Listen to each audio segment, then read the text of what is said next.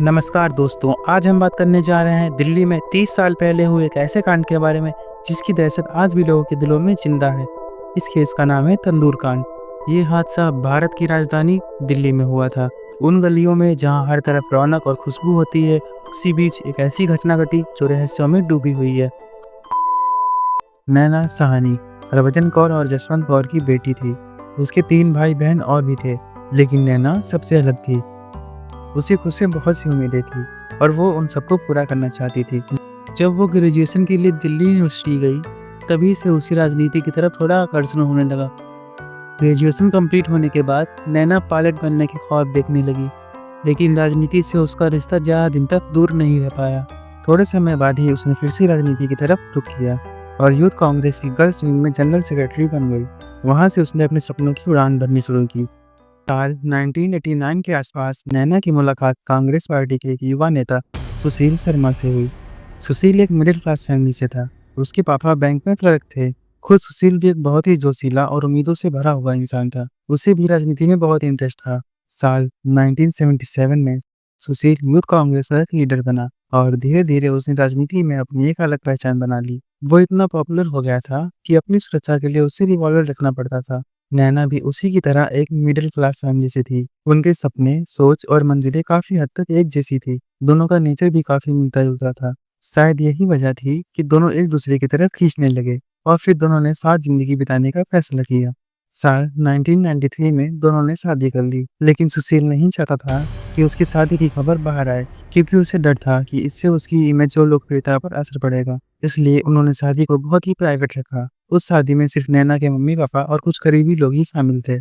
शादी के बाद दोनों दिल्ली के एक अपार्टमेंट में रहने लगे। शुरू में सब कुछ ठीक चल रहा था, लेकिन धीरे धीरे चीजें बदलने लगी। सुशील के कई महिलाओं के साथ नाजायज रिश्ते बनने लगे और उन्हें फेवर भी करने लगा, जो बात नैना को बिल्कुल भी पसंद नहीं थी। नैना एक स्ट्रेट फॉरवर्ड और साफ बोलने वाली लड़की थी, इसलिए जब भी उसे सुशील का बर्ताव ठीक नहीं लगता तो वो बिना झिझक उससे बात करती थी। लेकिन सुशील नैना से बिल्कुल अलग सोच रखता था।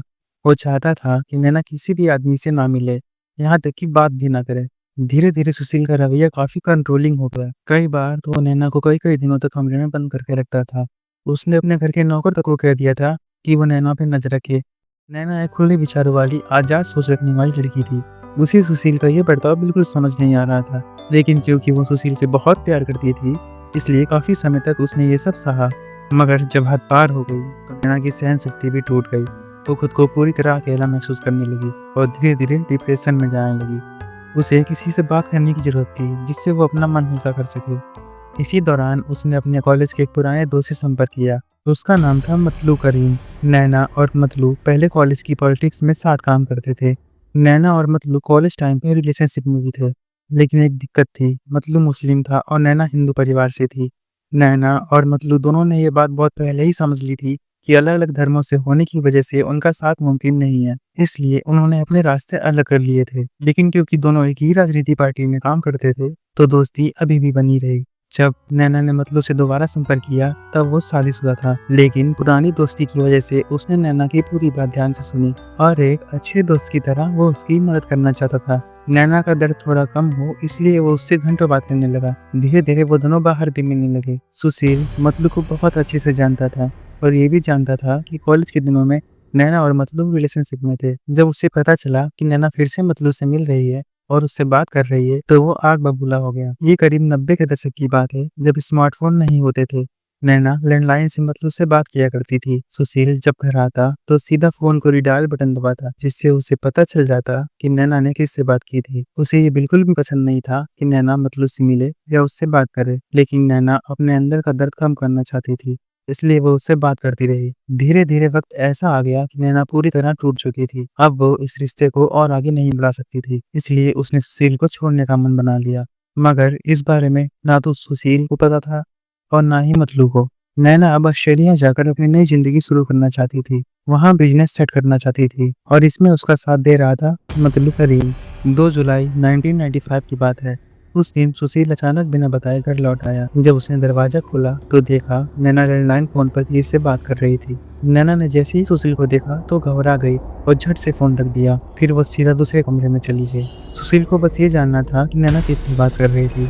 उसने फ़ोन का रिडायल बटन दबाया और दूसरी तरफ से मतलू की आवाज़ सुनाई दी। बस इतना सुनते ही सुशील का दिमाग पूरी तरह से गुस्से से भर गया और वह खुद पर काबू नहीं रख पाया। जहाँ नैना कमरे में गई थी, सुशील भी वहीं गया और उसने अपनी रिवॉल्वर निकाल ली। गुस्से में आकर उसने एक के बाद एक 3 गोलियां चला दी। एक गोली नैना के सिर पर लगी, दूसरी उसकी गर्दन पर और तीसरी एसी में जाकर लग गई। नैना को गोली लगते ही वहीं मौके पर उसकी मौत हो गई। सुशील पास जाकर देखता है कि नैना अब उस दुनिया में नहीं रही थी। अब उसे घबराहट होने लगी, कुछ समझ नहीं आ रहा था कि वो क्या करे। फिर उसने फैसला लिया कि वो नैना की बॉडी को ठिकाने लगाएगा। उसने सबसे पहले बॉडी को प्लास्टिक में लपेटा, फिर एक बेडशीट में लपेटकर उसे अपनी कार में डाल लिया।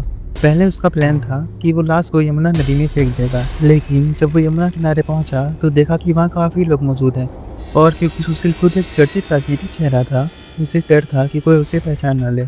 अब वो सोच में पड़ गया कि आखिर लाश को कहाँ ले जाएं। बहुत सोचने के बाद उसे अपने कॉलेज के एक पुराने दोस्त केशव का ध्यान आया। केशव की अशोक यात्री निवास नाम की एक जगह में रेस्टोरेंट था। करीब रात के 10 बजे सुशील अपने दोस्त केशव के रेस्टोरेंट पहुंचा। वहां उसने केशव को सारी सच्चाई बता दी कि उसने नैना साहनी का मर्डर कर दिया है। केशव सुनकर बहुत घबरा गया, लेकिन क्योंकि सुशील उसका करीबी दोस्त था और एक राजनीतिक पार्टी से जुड़ा हुआ था, इसलिए वो उसकी मदद करने से मना नहीं कर पाया। फिर केशव ने जल्दी-जल्दी रेस्टोरेंट खाली करवाया। दोनों ने प्लान बनाया कि नैना की लाश को होटल के तंदूर में जला देंगे। उस रेस्टोरेंट का तंदूर एक खुली जगह में बना हुआ था। जब उन्होंने नैना की लाश को तंदूर में डालने की कोशिश की, तो उन्हें पता चला कि तंदूर का मुंह छोटा था और बॉडी पूरी तरह अंदर नहीं जा पा रही थी। तब सुशील ने फैसला किया कि वो लाश के टुकड़े करेगा। उसने नैना की बॉडी के कई टुकड़े किए और उन्हें तंदूर में डालने लगा। क्योंकि नैना की मौत को कुछ ही वक्त हुआ था, इसलिए नैना की बॉडी को जलने में काफ़ी टाइम लग रहा था। सुशील बहुत परेशान और घबराया हुआ था। वो चाहता था कि किसी तरह लाश जल्द से जल्द जल जाए और सब खत्म हो जाए।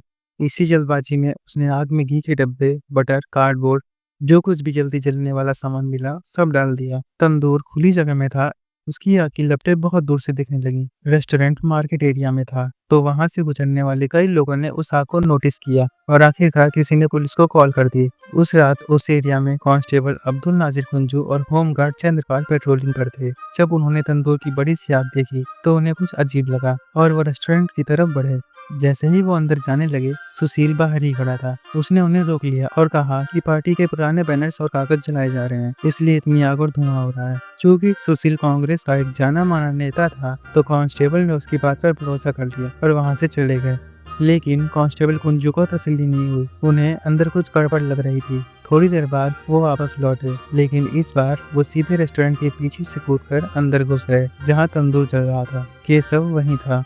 उसने भी वही कहानी दोहराई कि पार्टी के बैनर जलाए जा रहे हैं, मगर तब तक वहां से एक अजीब सी बदबू आने लगी थी, जैसे किसी इंसान की बॉडी जल रही हो। कुंजू ने तंदूर में झांक कर देखा, लेकिन तेज आग की वजह से कुछ साफ नहीं दिखा। उन्होंने फौरन आग बुझाई और तब उन्होंने देखा कि तंदूर में एक इंसानी बॉडी जल रही थी। इसके बाद उन्होंने केशव से सख्ती से पूछताछ शुरू की। सुशील, जो बाहर खड़ा था, ये सब देख रहा था।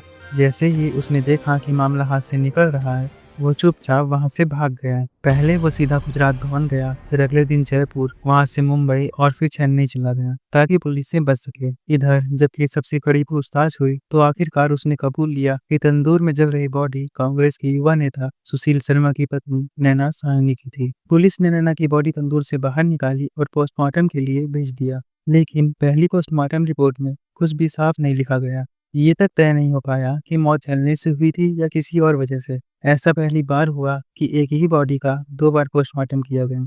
दूसरी बार जब जांच की गई तो नैना के शरीर से बुलेट सेल्स मिले। इससे साफ हो गया कि उसकी मौत गोली लगने से हुई थी। ज्यादातर केसों में पहली रिपोर्ट को ही महत्व दिया जाता है, लेकिन इस बार ऑफिसर्स की लापरवाही ने पहली रिपोर्ट को अधूरा बना दिया था। बाद में जब पुलिस ने नैना की घर की तलाशी ली तो जो बुलेट एसी में पाई गई वो नैना के शरीर से मिले बुलेट से मैच कर रही थी। इससे साफ हो गया कि गोली उसी रिवॉल्वर से चलाई गई थी। हालांकि सुशील अब भी फरार था और पुलिस के पास उसके खिलाफ कोई ठोस सबूत नहीं थे। उनकी शादी इतनी प्राइवेट थी कि पुलिस यहाँ तक साबित नहीं कर पा रही थी कि नैना और सुशील पति पत्नी है। अचानक 10 जुलाई को सुशील शर्मा ने बेंगलुरु में खुद को पुलिस के सामने सरेंडर कर दिया। उसे भरोसा था कि पुलिस के पास कोई एविडेंस नहीं है, इसलिए वो खुद को बेगुनाह साबित कर लेगा। मगर पुलिस की सूझबूझ से सब पलट गया। उन्हें खून से सने सुशील के कपड़े और वो कार मिली जिसमें वो नैना की बॉडी को लेकर गया था। इसके साथ साथ केशव की गवाही ने ये पूरी तरह साबित कर दिया कि मर्डर सुशील ने ही किया था। 7 नवंबर 2003 को ट्रायल कोर्ट ने उसे फांसी की सजा सुनाई, लेकिन क्योंकि इस केस में कोई आई विटनेस नहीं था, इसलिए 19 नवंबर 2007 को हाई कोर्ट ने फांसी की सजा बदलकर उसे उम्र कैद में बदल दिया। सुशील ने तिहाड़ जेल में करीब 23 साल बिताए, जहां वो एक पुजारी जैसा जीवन जीने लगा। कोर्ट को लगा कि उसने अपनी सजा पूरी कर ली है और उसमें काफी बदलाव आ चुका है, वो शांत हो गया है। इसी वजह से उसे जेल से रिहा कर दिया गया। इस पूरे केस में कांस्टेबल कुंजू की होशियारी सबसे बड़ी वजह बनी कि सच सामने आया। अगर उन्होंने संदेश न जताया होता तो नैना की बॉडी तंदूर में जलकर राख हो जाती और हमें कभी पता भी न चलता कि उसके साथ क्या हुआ था। कोर्ट ने इस केस को rarest of the rare case करार दिया था। इस घटना ने पूरे देश को, खासकर दिल्ली को हिला कर दिया था। लोगों के मन में इतना डर बैठ गया था कि कहा जाता है दिल्ली के लोगों ने 1 साल तक तंदूर में बनी कोई भी चीज नहीं खाई। दोस्तों, कमेंट करके बताइए, सुशील को 23 साल की सजा मिलना काफी था या उसे फांसी की सजा मिलनी चाहिए थी? अगर आपको ये वीडियो पसंद आई हो तो प्लीज लाइक करिएगा और चैनल को सब्सक्राइब करना मत भूलिएगा, ताकि अगली बार जब भी हम कोई नया केस या स्टोरी वीडियो लेके आए तो आपको पता चल जाए। आज की इस वीडियो में बस इतना ही। मिलते हैं अगली वीडियो में, तब तक के लिए बाय बाय।